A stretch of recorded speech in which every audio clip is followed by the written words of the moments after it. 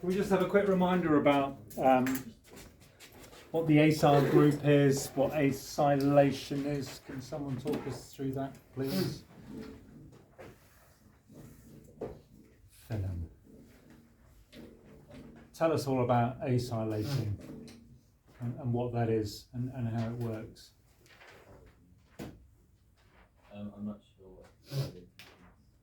Okay, it's what we did in the last lesson. Yeah, I think I might not be. Right. But I put a 30-minute video on YouTube with all of that content, and I put a link to it on Satchel.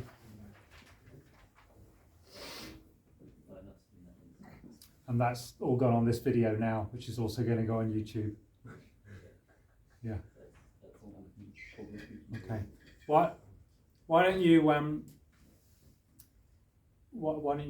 make some effort to catch up on work that you missed while the rest of us get on with today's lesson. Alex, that means you. Tell us about acylating agents, please. Is it for additional elimination? Okay.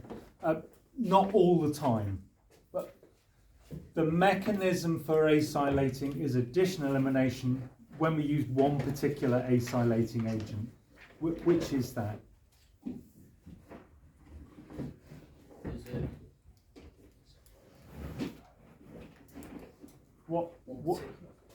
What reagent did we use that put the acyl group on? Oh, NH3. No, the NH3 was the thing we were acylating. Let's go back a bit. What is the acyl group? C double bond O. And a bit more. What's next to the C double bond O? Always. Another C. With what's on that C? 3 hydrogen. Yeah, that's it. So that's the acyl group. That's what we're adding. Yeah. So the acylating agent that we talked about when we're doing the addition elimination reaction was what? Was it NH3 H2O? And the NH3 is what we're acylating. That's the object that we're adding that group to. But what did we use? What chemical would we get out of the stockroom to add that group to NH2? See what I'm asking? I'm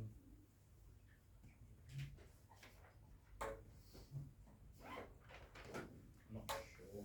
Okay. The chlorine. Yes, there is a chlorine involved.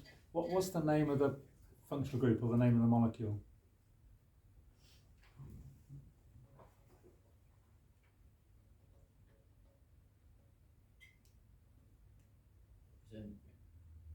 Not sure. Okay. Moji, can you help them out?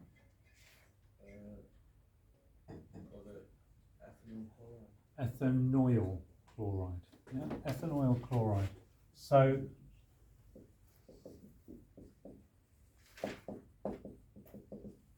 ethanoyl chloride contains that all-important acyl group just with a chlorine tacked on. When the chlorine comes off and something else fits on, then we get acylation taking place. Okay, good. Got there in the end. We don't have to use ethanoyl chloride though. There are other options are available. Other acylating agents are available. Chris, what else could we use?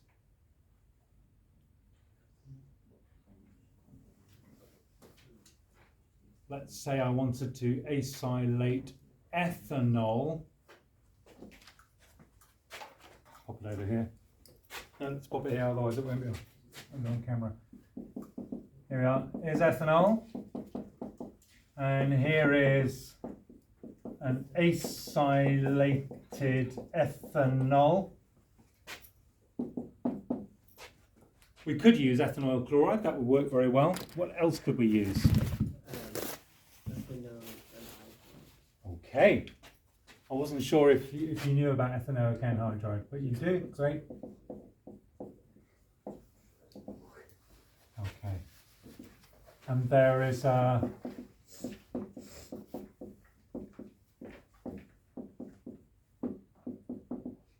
we go, that's that.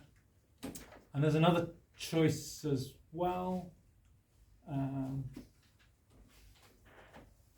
We go to Ollie at the back.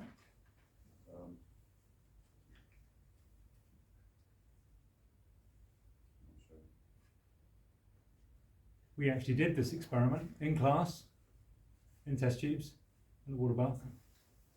What did you use?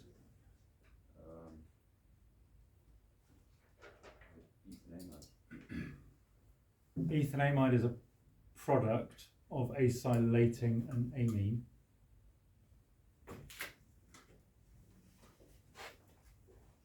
Just well, let's not worry about what that is. Just look at the reaction here. I want to take ethanol and make it into ethyl ethanoate. What reagent could I use? It's not already on the board.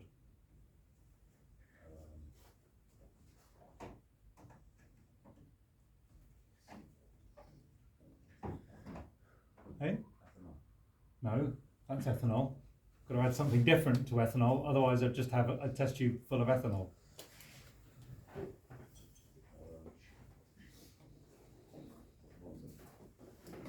Definitely not water, then I would just have a glass of vodka.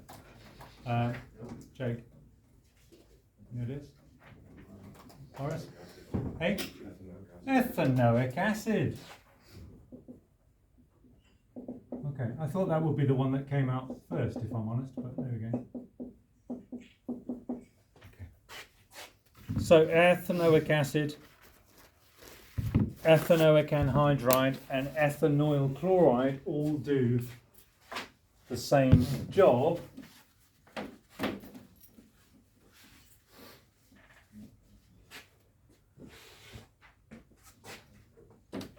They all add the acyl group to whatever we want to add the acyl group to. But they're not all as good as each other, and what I want to focus on now is why we might use one and not the other. So let's start with ethanoic acid. Again, you all did this experiment with a water bath and some test tubes. What were the conditions for that reaction? What were the conditions for that reaction? Charlie, let's go over to you for that. You remember? Being off is never an excuse for not knowing stuff. It's your job to catch up on work missed. Coffee? Warm. Has to be warm. Okay, so I'm just going to put heat. We need to add heat. Great. And the other condition we had was in that fume cupboard right there. Sulfuric acid. What type of sulfuric acid? Concentrate. Yeah, you must add the conc or you won't get the mark. Okay. Concentrated sulfuric acid. I mentioned when I was talking about why we use ethanoyl chloride, the conditions there. Can anyone remember the conditions? Room temperature.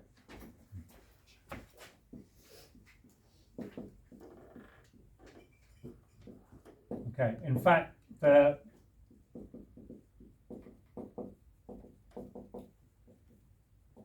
reaction's quite strongly exothermic, so it might start off at room temperature, but pretty soon it'll heat up itself. It'll produce its own heat.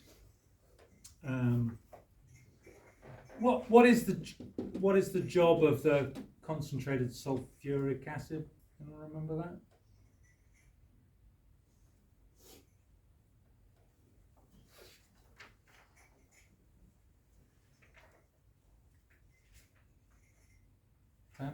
Just Catalyst. Great. Okay. Do we need a catalyst here?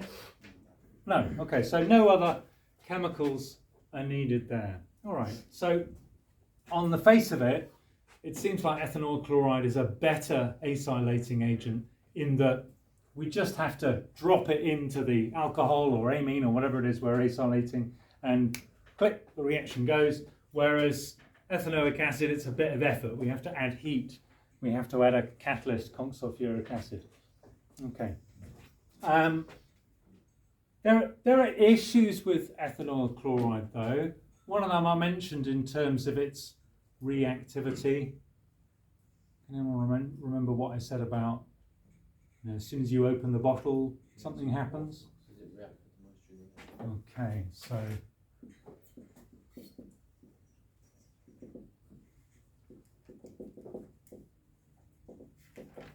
so we have to go to great efforts to keep it dry. Make sure that there's always, usually put tape around the bottle cap to keep it dry, to keep water away from it.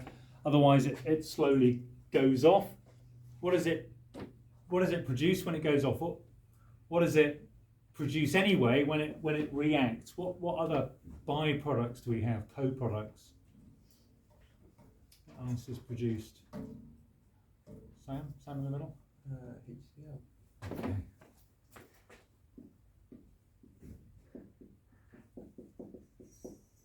And we know from doing countless risk assessments that HCl is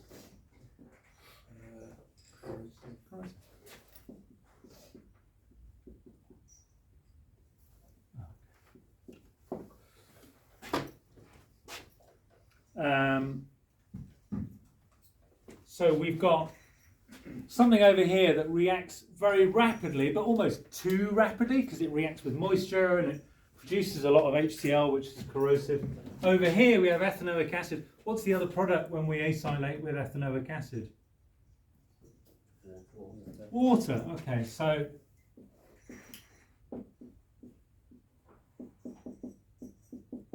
that's good. And actually the sulfuric acid can be taken out and regenerated, so that's fine.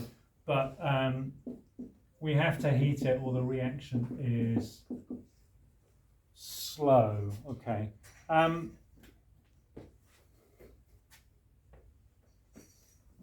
If we were acylating industrially,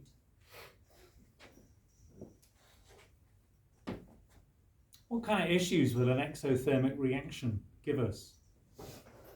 We're not doing it in a test tube anymore. We're doing it in great 500-litre flasks, and we've got a very exothermic reaction. What kind of problems might that lead to? Melting the container. Well, hopefully it wouldn't get that bad, but it might boil over, might explode. Okay, these are things that you don't want happening in the chemical industry. It does happen sometimes. You know, Google it, you see chemical explosions that take place, and they're usually very catastrophic and end up with massive loss of life, and we don't want that. We want to keep everything controlled and safe. So actually the fact that it's exothermic might be a problem industrially, because we're going to have to deal with that heat. We're going to have to remove that heat. We'll have to have some sort of heat extraction system, cooling system in place. So what I'm trying to get across here is ethanoic acid over here is a bit slow, and we have to heat it, and we have to use a catalyst. It's fairly benign. The byproduct's only water, but it needs a bit of a kick to get it going. Whereas ethanoyl chloride over here is fast, but actually too fast, too exothermic, and it produces all these toxic, corrosive HCl products. It's almost like we need a compromise between there and there, isn't it? Let me see where we're going here. That Goldilocks zone, okay? Ethanol chloride, too reactive. Ethanoic acid, not reactive enough. Ethanoic anhydride, just right. Okay, so ethanoic anhydride is the industrial acylating agent of choice. And we will use it when we make aspirin, but actually fits into the next topic because aspirin is a molecule with a benzene ring in it. So, yeah, not too fast, not too slow, just right. Not exothermic, needs a little bit of heat, but not very much encouragement. Reacts faster than ethanoic acid, doesn't require a catalyst, so the reaction happens in a gentle, controlled way. Doesn't produce huge amounts of heat that we have to then deal with. Okay, so acylating agent of choice, ethanoic anhydride, because we can control it. What is our other byproduct? We mentioned the HCl over here. We mentioned the byproduct was water over there. What is the byproduct of using this? If you sort of take off the acyl group, what would you be left with?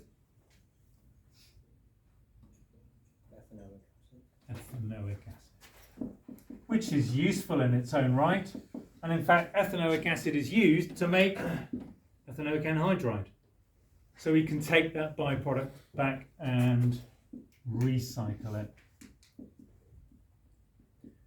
It's not wasted. You remember your percentage atom economy thing. If we have two products and one of them's waste, that reduces our percentage atom economy. If we can find a use for both products, our percentage atom economy is magically 100%. Okay? Did you get that, Max?